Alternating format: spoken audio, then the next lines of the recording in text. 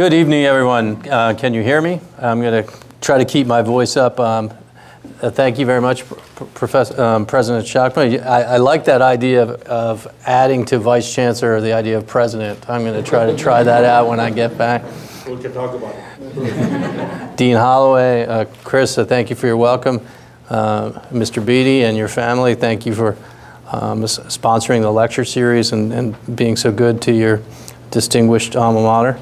I have a 9-year-old and a 12-year-old, and they're American, and so I guess it's particularly poignant that I be here. I mean, there are many 9 and 12-year-old Americans who would like to be in this city, and you know why?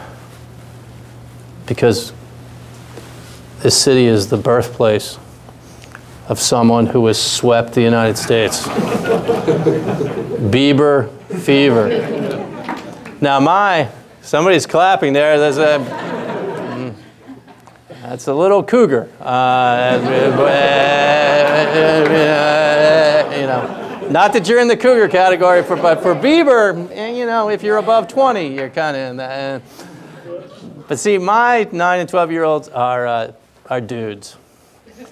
And they're not that excited. I mean, they're actually I told them, Canada that brought us Dan Aykroyd, that brought us Neil Young, that brought us Joni Mitchell, now Bieber. I mean, it continues a sort of Celine Dion arc that I'm a little worried about. And now I will say this. I'm from the Delaware Valley, and our leading scorer on the Philadelphia Flyers is also from London, Jeff Carter. So that's a little bit more in my boy's profile than the Bieber. If you want Bieber back, I think maybe next year's lecture, my sense is he knows a little bit about economics too. And I think he could actually endow the law school.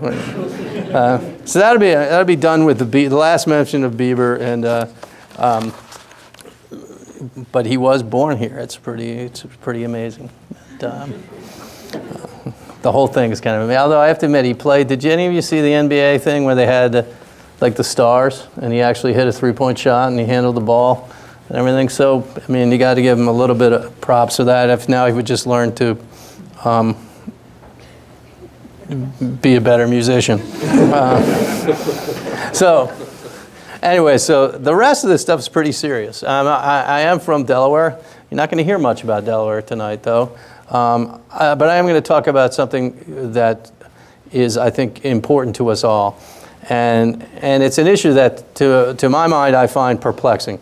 And that issue is what I see as the continuing manifestation of dismay that's evidenced in Western capitalist nations when public corporations that pursue profit for their stockholders take actions that result in adverse effects on a nation's economic stability, the corporation's employees, or the environment. When a corporation's ardor for profits lead it to take excessive risks that endanger the firm's solvency, people in the press react with shock and dismay. How could it be that corporate managers could be so blinded by the immediate prospect of profit that they would ignore what in hindsight seem like such obvious risks? Likewise, we rent our garments in anger and chagrin when energy companies take environmental shortcuts in drilling for oil or mining coal, somehow surprised that profit-maximizing firms have been less than optimally protective of the environment and their workers, that they did not go beyond what was simply necessary to ensure that regulators allowed them to operate. Likewise, we anguish when the board of a venerable homeland corporate icon reacts receptively to a premium takeover bid from a foreign acquirer. How could the board sell out and undermine the traditional values this venerable firm stands for? It can't be that the long-term stockholders would put their desire for a one-time short-term profit ahead of the continued independence of a nationally important institution. Now, although I'm personally pretty sympathetic to many of the sentiments and policy concerns that motivate these dismayed reactions, I confess to being weary of the naivete that they manifest. More importantly, the continued failure of our societies to be clear-eyed about the role of the for-profit corporation endangers the public interest. Instead of recognizing that for-profit corporations will seek profit for their stockholders using all legal means available. We tend to imbue these corporations with a personality and assume that they are moral beings capable of being better in some way over the long term than the lowest common legal denominator. We act as if entities in which only capital has a vote will, when a choice has to be made between profit for those who control the board's re-election and employees and communities who don't, somehow be able to deny the stockholders their desires. Now, in the minutes that follow, I'm going to identify, and you see some of the examples up there, some recent instances that reflect our continued inability to view the for-profit corporation with a gimlet eye. And these examples track some recurrent patterns. Now, the first situations that I'm going to address exemplify the tendency to underestimate the extent to which firms subject to pressures to deliver short-term profits pose a serious risk of generating societally destructive externalities. I won't spend a great deal of time on these examples because, in my mind, they're pretty obvious. The first is the BP oil spill disaster in the Gulf. In the wake of the spill, there was widespread outrage about corporate callousness. How could a corporation drill so deep with no reliable plans as to how to address a leak in the well? How could so many safety features be inoperable? Now, to me, the idea that a corporation that stands to gain huge profits from aggressive drilling activity would less than optimally consider the environmental and worker safety risks that novel drilling activity posed is kind of to be expected. BP, after all, stood to gain all the profits from its activities, while the risk to the environment would be borne largely by others. Also, most of us in life place a higher value on immediate satisfaction than on the long-term risks of such satisfaction. And if you don't believe that, just drive down any highway in the US and look at the number of fast food restaurants. If we can get all the benefits of the immediate satisfaction for ourselves, and imagine this, imagine if you could eat at McDonald's every day and someone else would bear the risk of heart disease or getting fat. You probably eat at McDonald's even more. Well, if you're a corporation and you can gain all the benefits of the immediate risk-taking for yourself and pass the long-term risks down the line to someone else, you're likely to put today ahead of tomorrow even more. And when an industry is among the leaders, and this is the energy industry in our country, is among the leaders in having lobbyists precisely for the purpose of minimizing government regulation of its activities, trusting that industry to balance environmental concerns and worker safety responsibly against the prospect for immediate profit would seem even more naive. Now, the other rather obvious example of silly surprise is the recent financial crisis. The crisis was in no small measure caused by the signing of trillions, and yes, I use the word trillions because it's accurate, trillions of dollars in supposedly risk-shifting transactions, the bulk of which had at their roots packages containing subprime mortgages. Now, the parties who wrote these mortgages did not act or think as typical lenders. They did not really expect the borrowers to pay off the mortgage contracts as they were written. Instead, the idea was that the mortgages would be refinanced again as already inflated real estate prices continued to rise. Even better, of course, the loans were securitized so that the underwriters, the first instance lenders, could pass the risk down the line. Now, buyers of these securities were plentiful. Most of these transactions were motivated by a desire to make speculative trading profits, not to hedge legitimate business risks. And the willingness of rating agencies to give the packages a AAA rating allowed fiduciaries who were so-called sophisticated investors in the US securities law parlance to buy them for pension funds, the things that workers depend on for their retirement.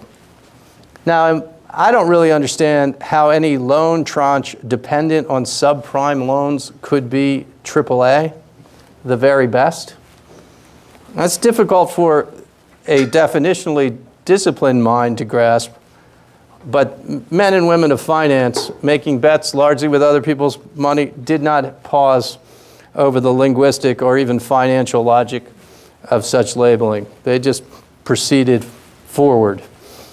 Nor, mind you, did other very real indicators of risk give them pause, such as the need for the American credit card industry to secure the passage of a bill making it harder for their increasingly defaulting clients to file for bankruptcy. That bill preceded by several years the financial meltdown. But how did that bill help? Well, actually, because you couldn't go bankrupt, it's harder to get away from paying off for your credit card bills. So what did the nifty financial industry come up with? Well, at a time of all-time low interest rates, subprime mortgages were marketed to people on the idea that the new mortgage they would get would provide cash to pay off their credit card debts, buy a new screen TV, and come with a great feature, which is no need to pay principal on the loan for 5 years at a time of unprecedentedly low interest rates. Now, the loan would reprice in 5 years, but the hope then was the bubble would continue to blow and we could just blow up and we could write a new contract. Now, this was the real AAA stuff, right? The blue chip. And that's what it was, ranked as AAA. And built on top of this stuff was an Everest of money.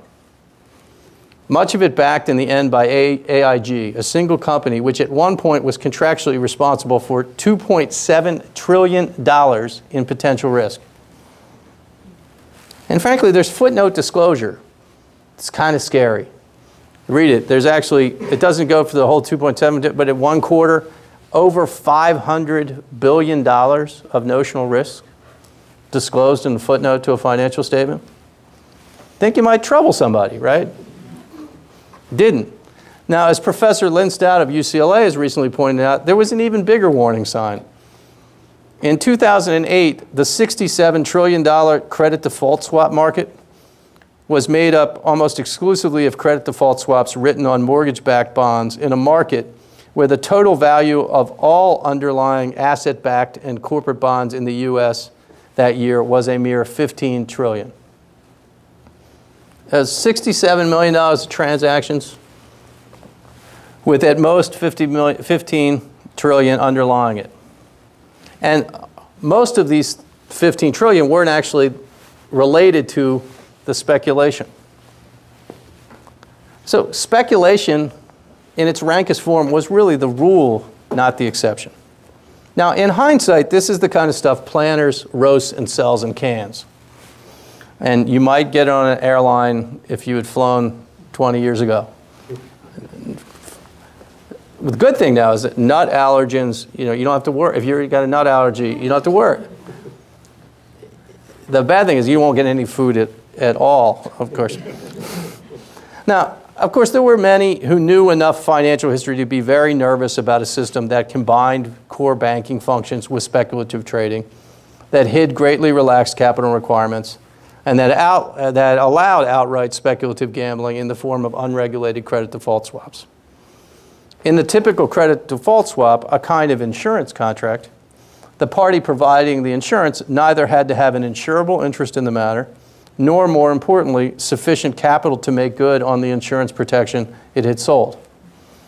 As it turns out, AIG's riskiest insurance operations were not its core insurance functions, which were regulated as insurance. Rather, it was its writing of trillions of credit default swaps, contracts that it was not capitalized to fulfill and which were outside the province of state regulators. Similarly absurd was the idea that swap protection was often purchased from hedge funds, whose only obligation to make good was to issue capital calls to its investors. Okay, good luck with that.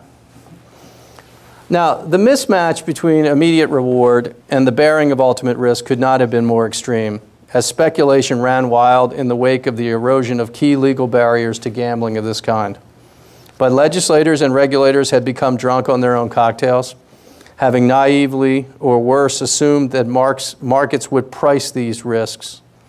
So indeed had many academics, such as many of my law and economics scholar friends in the academy, who had confidently told me in the years before the meltdown that my worries over the credit bubble and increased leverage in the financial sector just reflected my inadequate appreciation of the keen ability of current financial and capital markets to price risks accurately.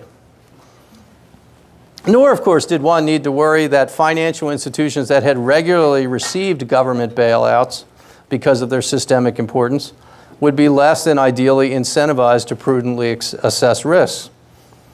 And the growing complexity of financial institutions themselves was no worry, again, for the same reasons. Markets would take care of it and price it, ignoring, of course, that the capital markets themselves had grown in complexity and churned like a meth-fueled gerbil's wheel. Whatever these capital markets were driven by, a deep examination of the long-term risks of transactions generating large short-term profits did not in the end turn out to be very high on the list. And of course, when it all crashed down, the first to get treatment were those who had profited most. No doubt they felt pain, but not enough where one can confidently believe that they are worse off today than if they had not behaved recklessly in the first place. Most obviously, though, the importance of these institutions to our economies made it impossible not to bail them out. And bailed out they were, given huge subsidies, partly comprised of free money to borrow in order to make profitable trades and return to health. That's one of the more perverse things. A lot of the banks are healthy today because, you know, you can actually, if you're trained at Harvard Business School, you ought to be able to figure out when you get money for zero interest, you ought to be able to figure out how to make a spread. I think most of us in the room could have done that, but we weren't offered that deal.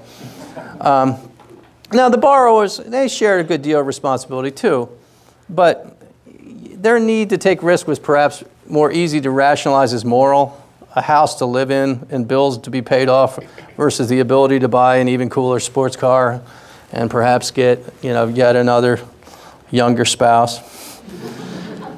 And I think the borrowers probably have gotten a rawer deal than the bankers, but rawest of all, though, was the deal for millions of hardworking people throughout the Western world who were paying their bills until the calamity destroyed economic growth and resulted in double-digit persistent unemployment. They continue to suffer, as do many others who have retained their jobs but endured furloughs, benefit cuts, and pay freezes, and seen their local taxes increase as services by budget-crunched governments diminish. For now, however, the important lesson is simple. For-profit businesses have incentives towards current profit maximization that make them poorly positioned to evaluate risk and be safe regulators. The environmental wreckage in the Gulf of Mexico and the global human wreckage caused by the financial sector's imprudence should be rather plain evidence of that truth. Now I'm going to turn to online classifieds. The younger elements of the audience probably maybe more familiar with this stuff than I am. I don't tend to use Craigslist, but the Craigslist case is what I'm going to talk about, and it exemplifies another myth, which is of the special for-profit corporation. The ones that will behave differently over time than the others over the long run. Why? Because they're controlled by visionaries who will place some idea of the public good ahead of profit. Now, in saying this is a myth, I don't mean to imply that there are not very talented entrepreneurs who figure out how to do well by doing good. Thankfully, there are lots of them. And the dynamism of the market system is really important to wealth creation and to the prosperities societies like ours enjoy. And a lot of businesses pay good wages, provide safe working environments and livable weekly hours, and they treat the environment with respect, and they play the competitive game fairly. But ultimately, any for-profit corporation that sells shares to others has to be accountable to its stockholders for delivering a return. It's just an economic reality. That's why people buy shares. It's a fair expectation, and there's nothing that's new about this notion. Now, an American entrepreneur is kind of famous, and he did a lot of his work not very far from here, by the name of Henry Ford, tested that proposition, this idea that you actually have to pursue profit, almost 100 years ago, and he lost in a very famous case. In that case, it was actually Ford versus Dodge. Ford actually, one of the stockholders of the Ford was the Dodge brothers. you know, and they got shares and they were helping manufacture the cars.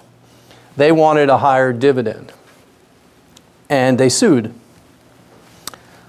In the case, Ford basically brazenly proclaimed that he wasn't managing Ford Motor Company to generate the best return for its stockholders. That wasn't what he was about. He announced that basically the stockholders ought to be content with the dividend they were getting, and that Ford would focus more on helping its consumers by lowering prices and bettering the lives of Ford's workers by raising wages and creating more jobs. Now, he lost. And to simplify, the holding of the Michigan Supreme Court was that Ford could not justify his actions that way, and that although he could help other constituencies such as workers and consumers as an instrument to the end of benefiting stockholders, he could not subordinate the stockholders' best interests. This holding was central, in my view, to the court's embrace of what we call in the United States the business judgment rule. Under that rule, the judiciary does not second-guess the decisions of a well-motivated, non-conflicted fiduciary. Fundamental to that rule, however, is that the fiduciary is not conflicted. What does that mean? It means that the fiduciary is motivated not by some personal self-interest, but by a desire to increase the value of the corporation for the benefit of the stockholders. By confessing that he was placing his own personal interest in helping workers and consumers over his duty to stockholders, Henry Ford made it impossible for the Michigan Supreme Court to accord his business judgment deference. Now, we all know Ford's a company of the past, right? Although they're doing well and coming back. But just this year, my chancellor decided a case of the current. And two names that all of you are probably familiar with, especially one of them is eBay. eBay sued Craigslist. And eBay invested in Craigslist, bought shares in Craigslist. And, you know, and Craigslist is an online classified firm, somewhat smaller than eBay. But as with the Dodge case, you know, you had eBay, the suing stockholders, also being kind of a competitor of the firm being sued. But there's another similarity, which is that, like in the Dodge v. Ford case, the firm being sued had a leader who openly argued that he was running the firm primarily to the end of something other than the stockholders' best interest, subordinating their well-being to his own unique social perspective. In the case of Craigslist, the superior interest was the supposed community of users of its services. Services the firm had been selling cheaply or giving away when higher prices seemed to be readily attainable. Well, anybody admit, is anybody a member of the community of users? None of you? There's one, okay. I think there'd be a lot more when they cut down on some of the racier content you could get. If we had asked this 2 years ago, everybody's secretly would have been. But the core issue of the case was not so much this, you know, this issue about how he'd been running the business and not maximizing, but more specific measures that the founder took to ensure that he and his heirs, the people he named in his will, would control Craigslist in the future and cement his vision of Craigslist to be a community-oriented, community-driven corporation, not a profit machine. To that end, the founder, whose name is Craig Newmark, and Jim Buckmaster, another founder, they controlled essentially 2 out of 3 seats on the board, implemented actions aimed at stopping eBay from trying to acquire Craigslist or otherwise disrupt the corporate culture that Craig and Jim, as they called themselves to their workers, were trying to create.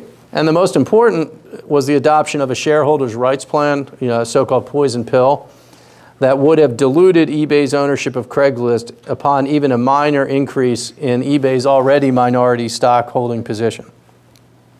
In defending their decision in court, Jim and Craig did not argue that they employed the poison pill to protect the economic interest of the company's stockholders. No, instead they argued openly that the pill was justified by their heartfelt desire to protect Craigslist's coveted social values and community-centered culture from the disruption to those values and culture an eBay acquisition might have. Now, echoing what I view as a standard notion behind the business judgment rule, my Chancellor, Chancellor William Chandler, rejected Jim and Craig's argument. In so ruling, he stated, and I quote, "Directors for a for-profit Delaware corporation cannot deploy a rights plan to defend a business strategy that openly eschews stockholder wealth maximization, at least not consistently with the director's fiduciary duty under Delaware law." And so to that point, he ruled for eBay against Jim and Craig. Now, what was surprising was that this rather, in my view, expected statement drew fire from both ends of our corporate law political spectrum, if there be such a thing. It's sort of an odd notion, but there is kind of such a thing. A group promoting a form of for-profit corporation called the B Corp got very upset, and they reacted with hyperbole. They're trying to promote a type of a corporation where the charter of a for-profit corporation can also indicate that the board can pursue other ends, such as philanthropic or community-aimed ends, and put those ahead of profit. And these folks reacted with hyperbole, and they urged corporations to leave Delaware. If they said, if you remain incorporated in Delaware, your stockholders will be able to hold you accountable for putting their interests first. You must go elsewhere. And apparently this is to a fictional land where you can take other people's money, use it as you wish, and ignore the interest of those with the only right to vote. In this fictional land, I suppose a fictional accountability mechanism will exist whereby the fiduciaries, if they are controlling interest, will be held accountable for responsibly balancing all these interests. Of course, a very distinguished mind of the American political left, Adolph Burley, believed that when corporate fiduciaries were allowed to consider all interests without legally binding constraints, they were freed of accountability to anyone. Now, as unrealistic, I think, is the idea that corporations authorized to consider other interests will be able to do so at the expense of stockholder profits if voting control of the corporation remains in the stock market. Just how long will hedge funds and mutual funds subordinate their desires for returns to the desire of a founder to do good? Once you sell to others, you lose the choices that are open to you as a sole proprietor. It's just a very different world. Now, from a very different political perspective came those who seemed to take umbrage at plain statements like the Chancellor's for unmasking the face of capitalism. These commentators seem dismayed when anyone starkly recognizes that as a matter of corporate law, the object of the corporation is to produce profits for the stockholders, and that the social beliefs of the managers, no more than their own financial interests, can be their end in managing the corporation. One suspects that this vein of commentary does not fear the unmasking because they believe that courts would actually prevent corporations from pursuing profit in an enlightened manner. To the contrary, one senses that they do not want a plain acknowledgement that corporate managers' primary duty is to seek as much profit as can be achieved within the limits of the law, precisely because to do so emphasizes the importance of the law in channeling corporate behavior. Preferable is suggesting that corporate managers themselves will take care of the public interest, and that government should just leave those kinds of questions to the corporate managers. The consternation at eBay is surprising for another related reason. The whole design of corporate law in the United States is built around the relationship between corporate managers and stockholders, not other constituencies. In the American corporate republic, only stockholders get to vote, and only stockholders get to sue to enforce directors' fiduciary duties. The natural focus of the managers in such a system is therefore on advancing the best interests of the stockholders, subject to the legal constraints within which the firm operates. Precisely because it is ultimately the equity market that is the primary accountability system for public firms, efforts to tinker around with the margins of corporate law through initiatives like constituency statutes. These are statutes that say on their face that in the event of a takeover bid, the board can consider interests like the employees, in the environment, and others. They're in place in a majority of American states. or things like the so-called corporate responsibility movement, or anti-takeover provisions like poison pills. All these things have been designed to create a break. But the reality is they have been of very little utility in insulating corporate boards from market pressures. Markets are vibrant. The pressures on corporate boards are extraordinary in the American system. And ultimately, the stockholders have the final say. The eBay case also points out again the idiosyncratic nature of a reliance on special founders to protect the public interest. Now, Jim and Craig, they may be great guys. I might like nothing better than to have a Molson and some rye and watch the curling with Jim and Craig, right? And they care apparently a lot about our friend in the back who's a user of online classified ads. And yet there's a community of you, and they care about that. But I mean, who knows about their other views, right? Henry Ford said he cared about labor in that case. But Henry Ford was responsible for one of the most violent crackdowns on labor in American history during the Battle of Overpass at Ford's River Rouge plant, not very far from here in Dearborn, Michigan. Other entrepreneurs have unique religious or social views, which they seek to spread to their workers and customers. That's fine.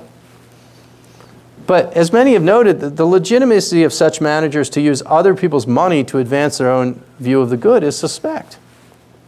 And over time, as transitions in industries like the newspaper show, the ability of founding families to sustain a vision after they've taken other investors' money is extremely limited.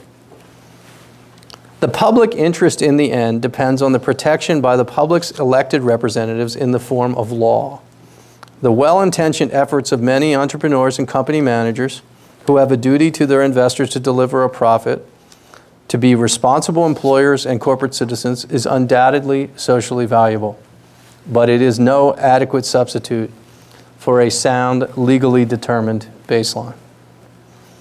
Now, I come to one of the things that I find most surprising in terms of naivete is that the controversy in England, our mother country, both of us, right? You guys are still in the Commonwealth. We broke away rather more aggressively. They tried to get us back, as you know, in 1812, but we rode it out. But they got all upset, right, in the UK over Kraft's acquisition of Cadbury. Now, Cadbury, as you know, makes very sweet, nearly chocolate products. It's actually definitionally true. Dairy milk is actually not chocolate under the EU definition because the percentage of cocoa is too low to actually qualify as chocolate. So, I mean, to me, I'm kind of a foodie. The idea that the maker of dairy milk would be acquired by a maker of boxed mac and cheese just seemed like a natural alliance of culinary co-travelers. I mean, it's like 3-year-old gourmets all over the world just to be thrilled. I mean, you know, just sear up some Spam, mac and cheese, dairy milk dessert. I mean, that's like heaven. That's Chef's Week menu for 3-year-olds. But rather than being seen natural in the UK, this was a threat to a British icon and to British jobs. And this became despite the fact that Kraft really was already a substantial employer in the UK itself, employed thousands of people, and had a good reputation, especially now that's out on his own, out from under big tobacco, as a quality employer that was responsive to environmental and free trade concerns. They were signed up for a lot of the good stuff, fair trade. Despite the fact that, you know, if you were going to get taken over by somebody, this seemed like a pretty good deal. Opposition to a Kraft takeover was widespread in the UK. A wide range of commentators, you know, in the press, in the British public, and members of Parliament, not just from Labour, not just the people on the left, but from the Tory and Liberal Democratic parties, voiced objections to the idea that an English icon would be owned by an American company. Even though the current British ownership was already well on its way to shutting down some of the company's most historic operations and shipping production to lower wage Poland, The new, by the way, the new kielbasa dairy milk product is delightful. It's wonderful. But even though they were offshoring jobs to Poland, apparently, the U.S. ownership was thought to make the prospect of even more moves of this kind possible. And this came despite the fact of Cadbury's own history. Cadbury was a company that had prospered in many ways by buying up other nations' icons. In the States, we had things like A&W Root Beer or Dr. Pepper. But you might have a name perhaps closer to your heart, Canada Dry Ginger Ale, bought up by Cadbury. And frankly, its chairman, Roger Carr, he had been on the move for a lot of this. I mean, he was an acquirer. He helped Cadbury very successfully use M&A deals to advance its interests. But when Kraft came, Carr was aghast that so-called short-term stockholders had taken shares from the company's long-term investors as soon as Kraft made its bid. He wondered, how could these long-term stockholders have abandoned the company? And why should these new short-termers decide the fate of a 200-year-old British culinary treasure?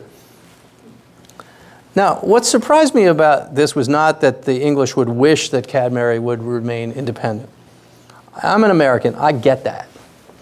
Our largest, anybody know, what's our largest American public company, beer company?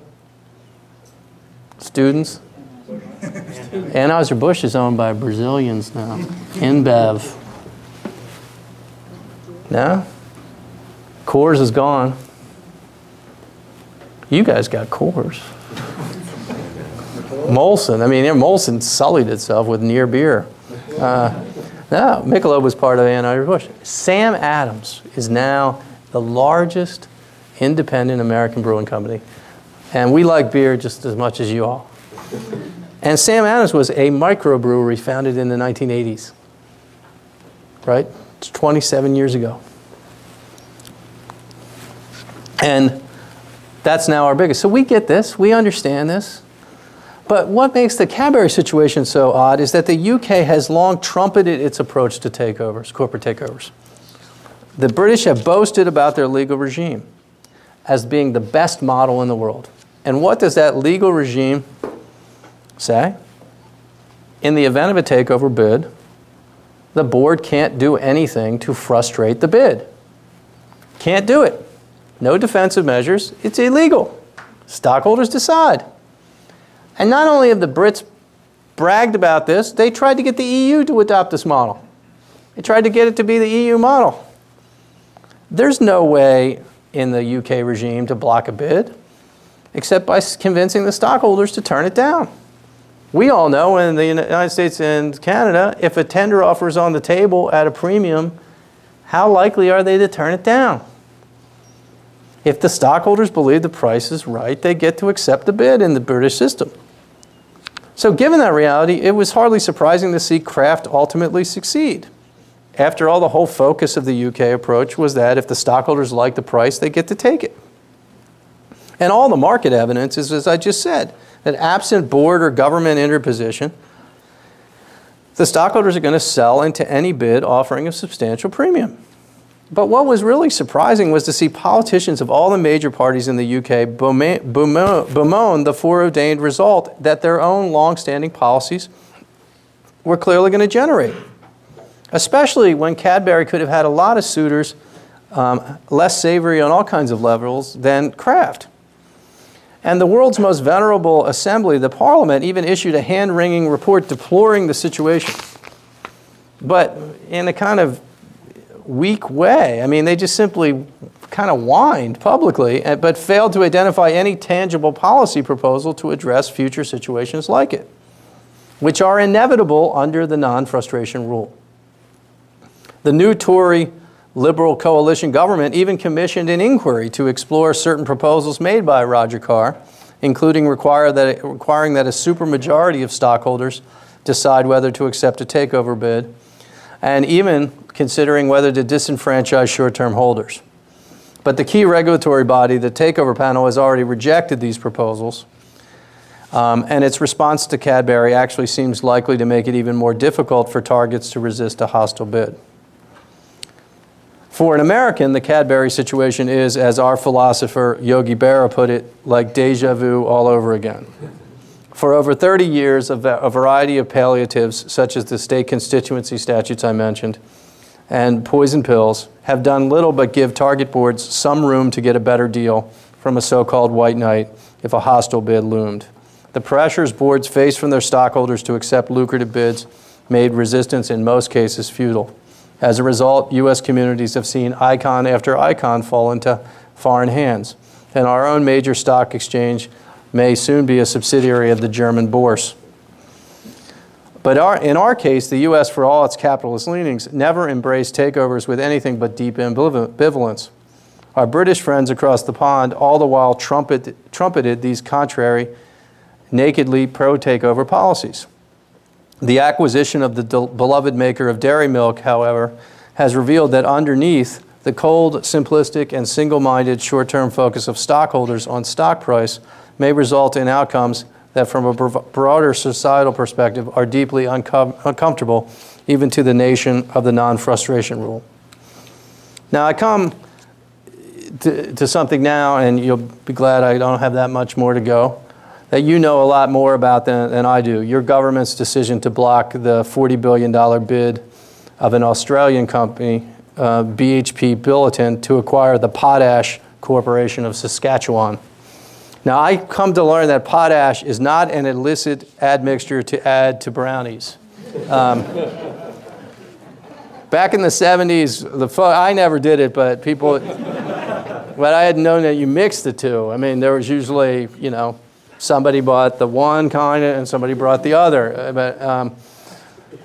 But apparently, rather than that, it's actually a valuable crop nutrient rather than a valuable crop. And it's also, for our purposes, with a capital letter, a company. So potash, you know, like, and Saskatchewan is the Saudi Arabia of potash with a little p, and the current home of potash with a capital P. As I've further learned, the province has an economic strategy to leverage its advantage in potash and the resulting stream of government royalties into a better overall economic position. Potash Corporation was already managed, however, from the U.S. And BHP had made certain assurances that it would protect provincial interest after a takeover. But the provincial government was dubious that under BHP's ownership, Potash would maintain its commitment to the province's own OPEC, which is Campotex, really pronounceable word, Campotex. I'm getting it wrong. But anyway, an industry-wide marketing initiative that the province sponsors. And the provincial government eventually concluded that BHP's commercial interest as a profit-maximizing firm might lead it to cut potash prices, thereby reduce royalties to the province, and otherwise be less likely to generate royalties and jobs for residents in the province than if potash remained independent. Now, how did they block it? Well, the Investment Canada Act was the tool used by the province to get its way.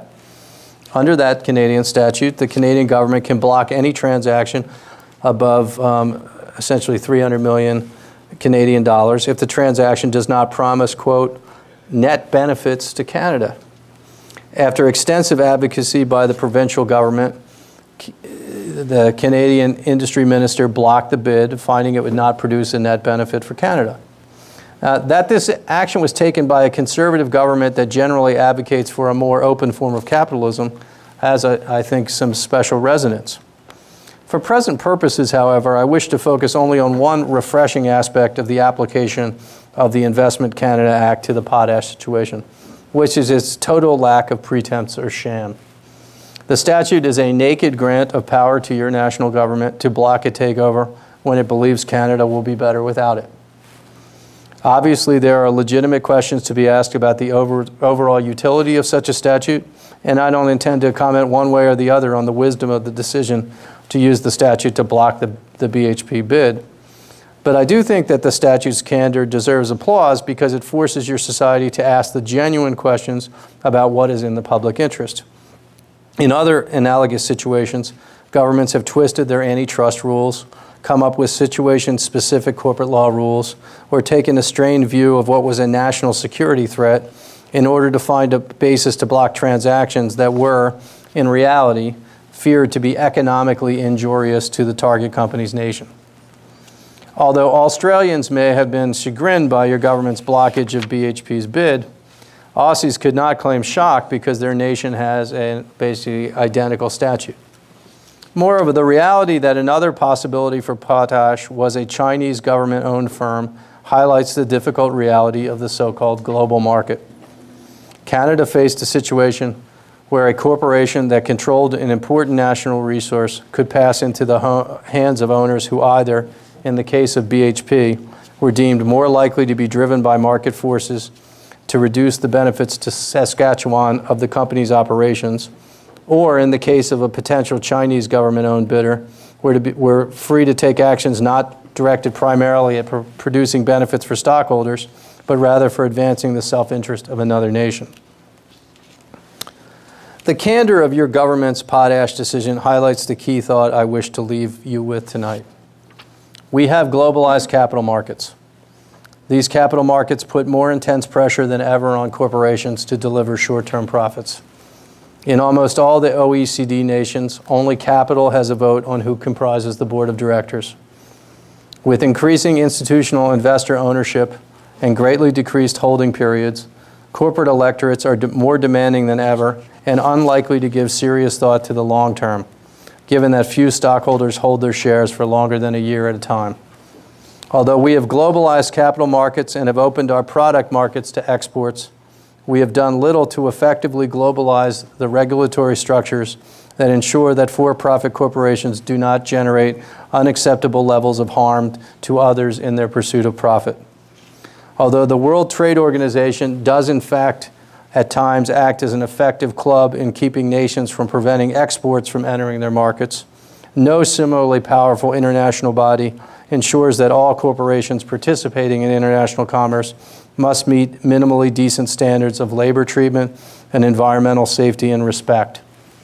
Likewise, although financial institutions can and do take actions that affect the stability of all nations, their safety and soundness is remitted to a patchwork of national regulation.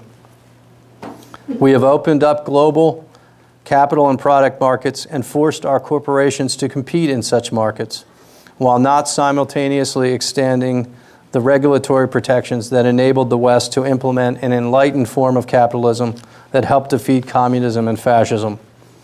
As a result, strong pressure has been exerted to diminish national protections in these areas. Nations fear that if they require fair treatment of workers, protection of the environment, the payment of taxes to support the nation's needs, and sound capital requirements for financial institutions, corporate activity will flee to other nations where there is little or no regulation. The examples I have gone through tonight are not designed to convince you that any particular level of regulation is optimal, but they are designed to point out this reality. If, as I do, you believe that the temptations of profit can lead to corporate behavior that can harm society, you should be skeptical about claims that corporations are better positioned to regulate themselves now than they used to be. In many ways, the opposite is in fact true. Corporations increasingly have no genuine connection to any particular community or even nation. A huge disconnect has arisen between the wealth, lifestyle, daily experiences, and interests of the top corporate managers and that of most of the employees in the various nations in which their corporations have operations. Corporate managers are increasingly subject to removal at the instance of highly aggressive institutional investors who do not hold shares or think long-term. The actual long-term providers of capital are more and more divorced from the ownership of the shares of particular companies and have largely yielded their votes to money managers compensated largely on short-term metrics. Providers of debt are also less well-positioned to act as monitors, as corporate debt is syndicated and trades largely like equity capital, leading to a far less stable lender-borrower relationship and less intensive long-term monitoring of corporate risk-taking. To deliver profits, corporations must endure competition from competitors willing to locate jobs in nations without labor or environmental protections. that creates incentives to reduce wage rolls and pay, particularly in nations like Canada and the United States and the EU, with responsible regulatory standards, and to take fewer product safety and environmental precautions. When their competitors seem to be making large short-term profits by suspect means that have substantial long-term risk, see the subprime debacle, corporate managers face strong pressure from the capital markets to get in the game, regardless of whether they personally believe the game to be just another form of gambling. Now, Milton Friedman was a person who has written a lot of things that I don't necessarily agree with. But he wrote a famous article in which he said, there is one and only one social responsibility of business: to use its resources and engage in activities designed to increase its profits so long as it stays within the rules of the game. Well, when the pressure to deliver profits becomes, as it has, more intense, the rules of the game become even more important. Human nature, the founders of my nation teach, should be taken into account in designing those rules, and we should not assume that men and women of commerce are somehow better than average. To ensure that for-profit corporations do not generate excessive externalities, strong legal boundaries remain critical. To address externality risk and fundamental concerns about appropriate protection of workers and the environment in globalized capital and product markets, the rules of the game must ultimately become global too. But in the meantime, enlightened societies must resist the temptation to roll back the societal protections that spread the blessings of capitalism more broadly, ended child labor, gave workers safe places to work, protected consumers from harmful products, provided decent wages and humane working hours, and that ensured that the pursuit of profit would not pollute the world in which we live. After all, it was speedy national, not international action that kept the recent financial crisis from being even worse. We cannot dispense with the protections provided by the nation state until we come up with an effective replacement. The coalition and consensus building required to develop an effective global, or at the very least OECD-wide scheme of externality regulation will require enormous leadership and dedication. But it cannot even begin if we delude ourselves into believing that corporations will effectively regulate themselves. That is not what they are built to do, and enormous harm will result if we pretend otherwise. All you have to do is look at the unemployment rate or the Louisiana marshlands to know that it is true. So on that optimistic note, I am done, and I'd be happy to answer any questions or free you to go watch the curling.